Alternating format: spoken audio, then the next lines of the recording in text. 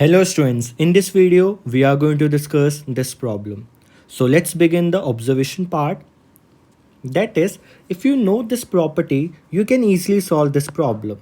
Okay, so let's quickly discuss the property. It says if you have a raised to the power log b to the base c.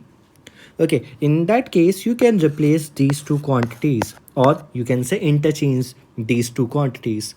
Okay, this is the property that we will be applying here. Now, let's move to the solution part.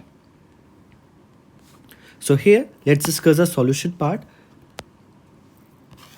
So what we are going to do, this expression is given to us. So we will be applying the same property, that is whatever in the log we will interchange with it. Okay, so after interchanging we will have this expression, this kind of expression. Now next we have to recall some of the properties. The first is this one, that is if you have log m raised to power n to the base a, in that case it is nothing but n times the log m to the base a. Similarly, we have the property for the base.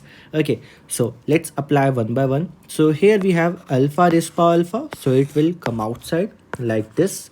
Okay, next here we have this 5, so it come in the denominator part. So let's replace, so this is going to be alpha and this is going to be 5 here, is it?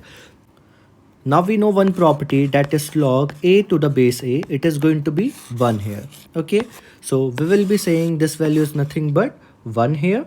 Okay, now afterwards we will have this expression. So let's recall one more property, that is a raised to power m whole raised to power n. In that case it is nothing but m raised to power mn.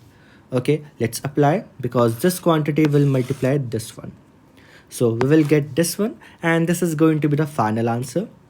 For such videos, you can subscribe to this channel. Thank you.